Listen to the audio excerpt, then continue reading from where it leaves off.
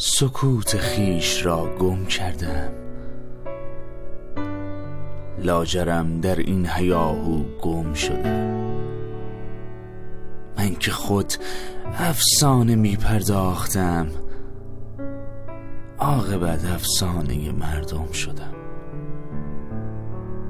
ای سکوت، ای مادر فریادها، ساز جانم از تو پر آوازه بود.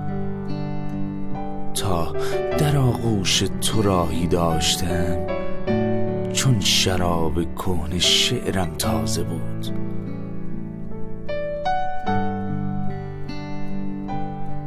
در پناهت برگ و بار من شکفت، تو مرا بردی به شهر یادها. من ندیدم خوشتر از جادوی تو، ای سکوت، ای مادر فریادها. گم شدم در این هیاهو، گم شدم. تو کجایی تا بگیری داد من؟